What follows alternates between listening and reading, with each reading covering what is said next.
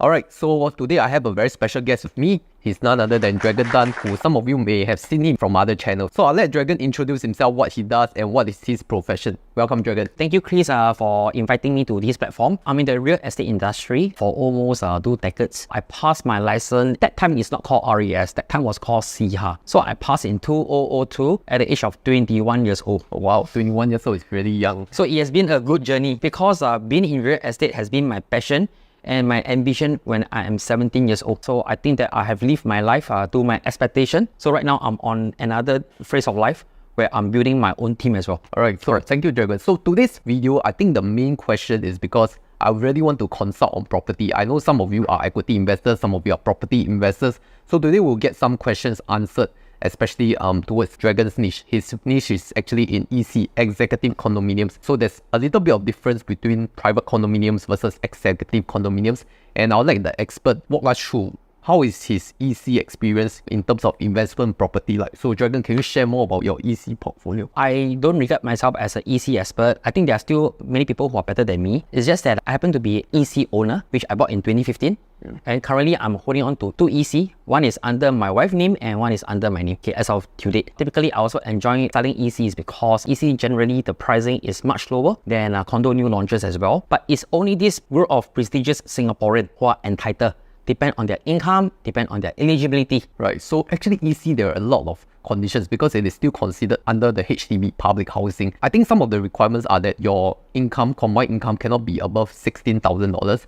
There are also some limits like the MSR still applies to EC compared to private resale condo. So I think a lot of people, they may have this question on whether they want to upgrade after their first property, be it a resale HDB or they are having a HDB BTO like myself. Maybe the question to ask is, who should consider to upgrade to an EC? Just like I mentioned, it's only this particular group of people who are entitled. So it depends on whether you're a first timer or second timer. Number one, you're holding on to a BTO that you apply and currently you're holding on to it, or probably you sold your BTO back then and probably right now you're holding on to a resale HDB. You're considered as a second timer. You should consider for it if the financing, the budget is within your comfortability. Number two, if you're just like the youngsters in your probably Gen Z in your late 20s, financing wise as well as budget is no issue to you, you should also consider EC as well as part of your wealth building journey. Yeah, because a lot of people, when we're talking about property, they may really be taken aback because of the huge capital upfront.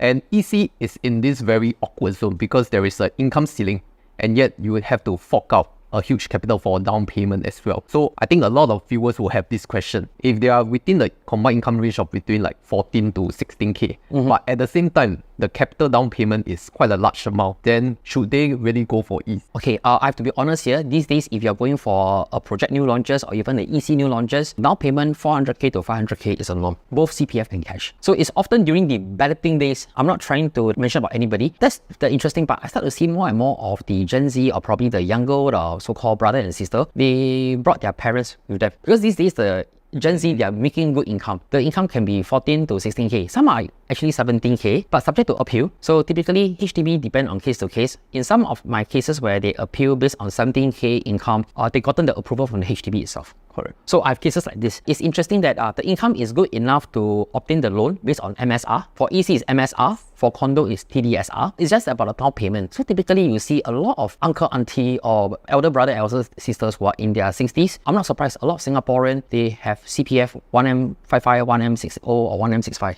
And that's where probably they feel that this money probably put in CPF, right? It's not of so much use to them.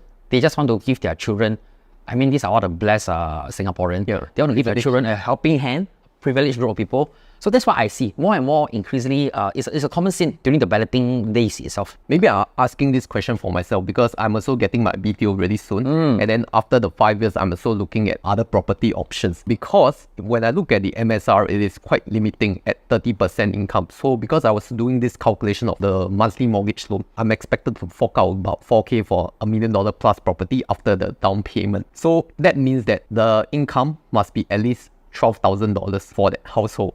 Would you say that this is a good estimate for someone who is going into EC? Okay, end day is very simple. I have couples who are earning probably the 14K to 16K a month coming for the EC. But it depends. Probably some group, a category of the buyers, they do not have a high so-called level of money income, gross income, but they have very attractive commission, or probably, I won't say commission, is bonus. Yes. I have buyers who have around 12 months to 18 months of bonus as well. Despite that, probably the average household income is around 14K to 16K. Right. So the bonus will help as well. Also, it depends on the job nature, which trade you're in. Pertaining to your question, because I understand that you bought a BTO. So it's prospect to about your comfortability, because I can have 2 or 3 groups of family who are of the same household income, but because of the difference in lifestyle. Right. It depends on the simplicity of your lifestyle or the luxury of your lifestyle. And they, right, does the finances make sense for you to so-called afford the monthly installment comfortably? Of course, I also have buyers who are in their late 40s or probably early 40s who bought condo and EC as well.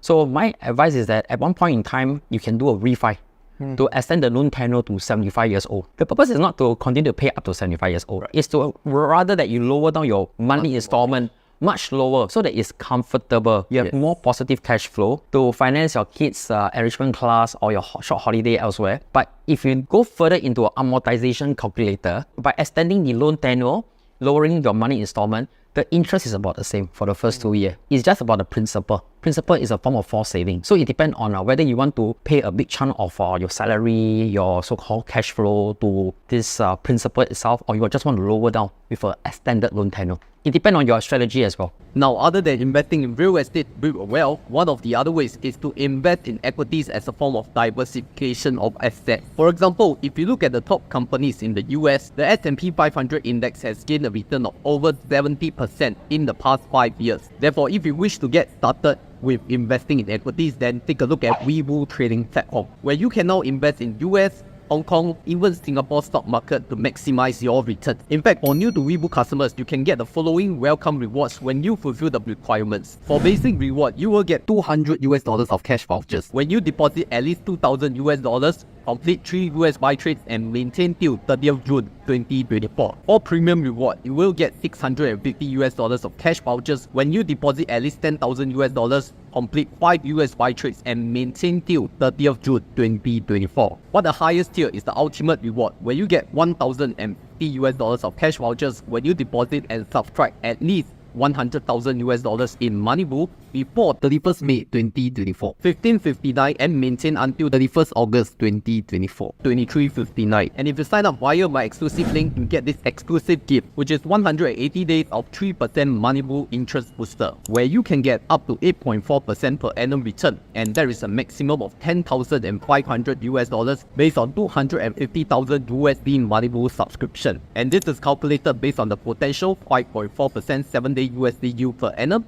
of the USD cash fund in MoneyBull as of 25th March 2024, and a 3% USD yield per annum from MoneyBull interest booster after 180 days generated from the first $250,000 MoneyBull subscription. For those asking what MoneyBull is, this is a wealth management tool designed for margin account to earn a yield on idle cash while maintaining liquidity. How it works is that the yield is generated by automatically investing your idle cash into underlying cash funds. You can continue trading even when your funds are in MoneyBull, because 99% of the market value of your MoneyBull position will be added to your buying power for trading purposes. The funds from your MoneyBull position will be auto-redeemed when you do not have sufficient cash to settle your trade. Furthermore, there is also a transfer-in deal for US listed stocks. The transfer-in deal is for both new and existing customers who have not done any shares transfers to Webull before. And there are 3 tiers of rewards, starting with tier 1, $400 of cash vouchers when you transfer in $10,000 worth of shares and maintain for 90 days. For tier 2, you will get $1,000 of cash vouchers plus $200 of trading vouchers exclusively when you transfer in $50,000 worth of shares and maintain for 90 days. And at the highest tier 3, you will get $2,000 of cash vouchers plus $500 of trading vouchers exclusively when you transfer in $150,000 worth of shares and maintain for 90 days. Webull will also subsidize the transfer out fee of up to $150 for your first share transfer in if the settled transfer in is of $5,000 or more. Terms and conditions apply. I did a step-by-step guide previously for those who wish to do a share transfer from outside broker to Webull, which you may refer here. With Webull, you can trade US stocks and ETFs from as low as 50 US cents commissions per order, minimally with 0 platform fee during regular and extended hours. Webull also has access to other products on the global markets like Hong Kong, China A shares and Singapore stocks and ETFs with very low trading costs. If you are into options trading, Webull also offers low trading costs from 55 US cents per contract with 0 platform fees. So don't wait anymore, use my exclusive link down below or scan the QR code right here to get your Webull account today. Okay, so I also have this question because for people who they may not have a high monthly salary, but there is another way to increase your loan amount, which is something called show funds. I think this is more towards the mortgage loan side, but maybe Dragon, you can share about this strategy for those people who may not have a high salary, but they are able to show funds. How does that really work? Okay, show fund is where you need to show a certain amount of money. There's a formula to follow with. It depends on how much you need to show fund to increase your loan. This will often apply in cases where probably the borrower, they want to buy something probably that is 2 million. To secure a property that's 2 million, you need to secure 75% of the loan. Yes. Let's say for EC, you need to secure 1.5 million. But however, because of MSR, after factoring the money gross income of both couple as well as their bonuses, the maximum loan is around probably 1 to 1.2. The shortfall loan by 300k to 500k, they need to show to the bank that they have this amount of money in the event that they could not pay it out. At least there's a collateral or backup. So called collateral, but in fact, no, they have a backup elsewhere. But for often, this show fund can be very strong. It can be as high as 1 million. I did a show fund for my client before. That's $1 million. 1 million. Correct. A lot. It's a 22-year-old young lady who bought one unit in Orchard. And because she just started her job, the income is not high. So in fact, show fund means that she has this ready fund. And this ready fund, I won't say from elsewhere. It's actually so-called belong to her, giving the bank more assurance to increase your loan all the way to 75%. So that's just one of the strategy if you are like in this kind of situation, your monthly salary maybe not high, cannot qualify for higher quantum loan, then maybe the show funds is another method. There's one more. There's one more. Fixed D. Fixed D. Correct. So other than show fund, right, we call it pledging. So pledging and unpledged. So one is show fund, one is fixed D. You can put a certain amount of money, but this time because this certain of money called the fixed D, right, is with the bank that you are borrowing the money from. This amount is much lower than the show fund itself. So probably you need to show fund around $500,000. But for fixed D, right, that is that you're putting this amount of fixed D with the bank for the next 4 years until the project TOP, probably just require you around 100 to 150k. Oh, that's much more better. Rather than 500k. So there are different strategies that you can work around. I think that's really interesting because I was also doing calculations for my own property journey, right? Then I realized maybe the monthly income and then the loan quantum don't match. So for those of you who are looking into this kind of, you all have the same questions, right? Then can consider this route lah.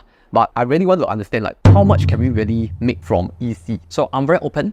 In fact, on various occasions on my YouTube channel and other platforms, I did share openly. I bought my EC in September 2015. So it was around 779k, which I bought a 3-bedroom unit.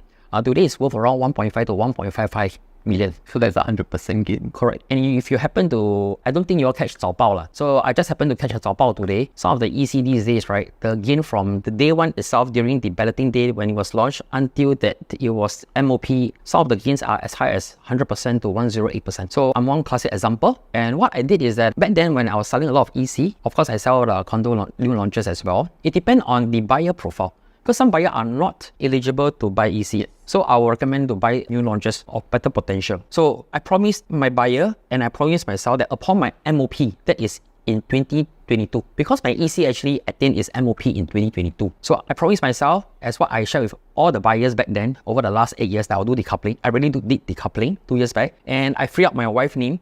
So she bought another EC within the same development in a Sengkang EC project called The Vales. So in fact, I own 2 units. It's 3-bedroom as well. So my friends who actually say, "Aiya, Dragon Sada, how come you put all eggs in one basket?" Yeah, because same. Correct. This Sada, you should diversify your investment elsewhere. But back then, I did share with all my neighbors as well. They asked me why. Typically, it's more like, number one, I love the location of Vales. I love the environment in Sengkang itself because my kid is studying P1 in Sengkang itself. So I foresee that I'll be staying there until my kids really grow up and probably he study elsewhere. So number 2 is basically for pure business purpose because I buy one more unit in Vales, it enhanced my conviction or it formed my conviction to do my best for my neighbors when they engage me to sell their house. Right. Because my stake is double. So for every $10 PSF that probably the appreciate, right, my net worth will go up by 20,000. If the prices or the valuation go up by $10 PSF lower, my net worth will go down by 20,000. So that's my mentality. No matter what, I need to do a good job for my neighbor. Yeah, you have skin in the game. Correct. That's what they call it. So but I increase my stake. So typically, my second unit that I bought during the 2022 was under my wife's name upon the MOP itself. We did decoupling. So in fact, one interesting thing is that I did not view the unit because back then in 2022, it was really a bull market. How do I know bull market? I've been through 2 bull market during my career itself. One is after the Lehman Brothers crash in 2009. Okay. Around 6 to 10 months later, my phone started to explode. So, and interestingly, it starts to explode at least with 30 to 50 calls a day. And it goes on for 1 to 2 months. So when this kind of thing really happened, and I really witnessed such a phenomenon, the prices actually so-called escalate up by 30 to 40% back then, after the Lehman Brothers crash. So I experienced that again in 2022. And because of the experience that I had in the past, I know already the property market is going to shoot up. So in fact, I did not view the units because number one, it was my wife's deal. So I don't want to sabotage her deal, and a lot of people within the project know me. So I have this concern. If the person know that I'm involved in the deal, and if I'm not involved, like it's my wife, they may not want to sell to me, or they want to sell higher.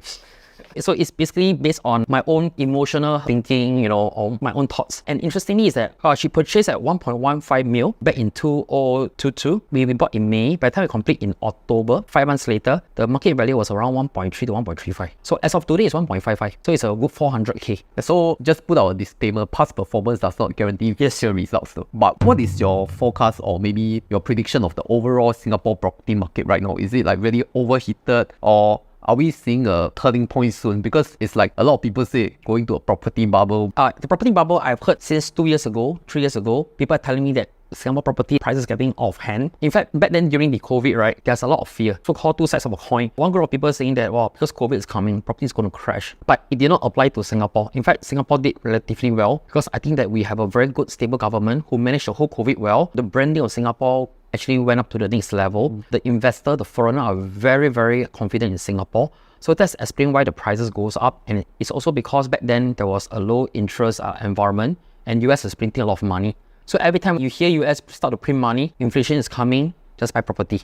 Trust me, because everything is back to USD, it will just affect the whole world. And then interestingly is when the interest rate go up, we're expecting the property price to dip. However, it did not apply in Singapore. Probably in some country, yes, the prices start to dip. But in Singapore, the confidence is so strong that the prices still continue to go up. So if you ask me, when will the property prices so-called it will correct or crash? It depends on few fundamentals. The overall local economy of Singapore, that's very important. Because I think that the last year report came out that top 10% household income is 31,000 and above. Monthly household income, not yearly, monthly, is 31,000 and above, meaning that there are people who earn 40, 50k within the household itself. And the top 20% is 22k and above, based on the stats, I think, in 2022 to 2023. So typically, if the household income, the money household income continue to increase, there's no reason for property price to correct. Rather or not, if let's say the household income continue to increase further, I guess that everything is correlated. The prices will still continue to go up, but of course, in a gradual manner. You won't be like the COVID back then, where there's a mass printing of money, so crazy. But of course, we're talking about long term, and then we're talking about 2030, where you still remember the government talked about the white paper back then when there's a big hoo-ha. 2030 is coming, 6 years time. There's one thing about our government, when they say something, they will materialize it. Okay,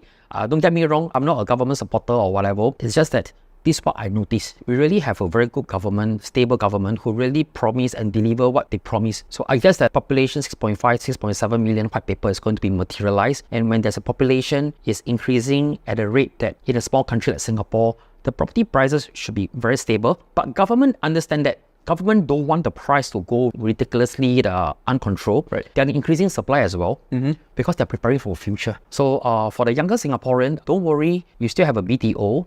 If let's say finances don't match, but if you have the budget, you should really consider, I would say, first property, probably with you and your fiancé or your future spouse, go for EC first. And then you can adopt my strategy. Which brings me to this question. Are there really people who are not suitable to buy ECs? People who should not go for it? Okay, people who don't want to go for it is very simple. It's because to wait for the EC, right, to finish its construction, because it's a BUC, building under construction, it takes around 2 to 3 years these days. So it's around 2 to 3 years to TOP, another 5 years to MOP. So total is around 7 to 8 years. Right. So for people who want to be on the fast track, they want to own 2 private property within the next 5 years, probably they should go for condo straight.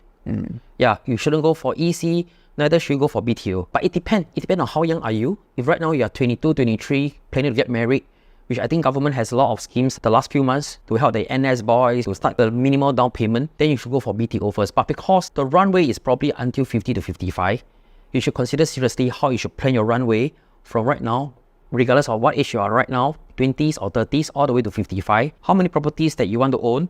But of course, these days, because of ABSD, end up you will have husband owning one property, the wife owning the other property. The next one you want to go is either you go overseas, but make sure that you know where you are heading to, because overseas, 人生地不熟, correct, unfamiliar. Yep, there's a lot of, and you don't know how is the system like.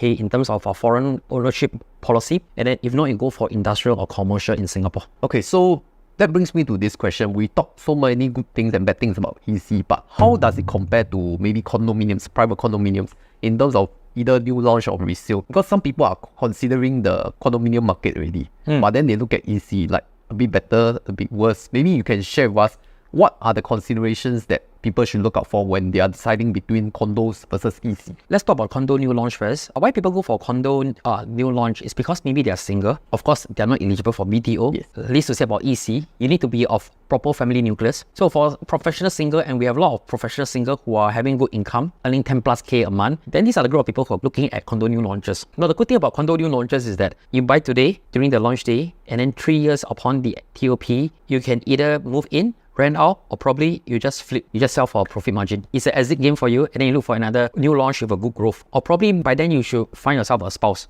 and then maybe the spouse is also of certain income, and then she can also buy her own private property as well. This category of buyer who probably looking at it. So another group of buyer who probably are more into private condo are because their income is probably in their top 10 or the top 20% household income, which they're not eligible for EC, 16 to 17K. Then they should really seriously look into those condominium that is a new launch, 3-bedroom to 4-bedroom, or probably a resale.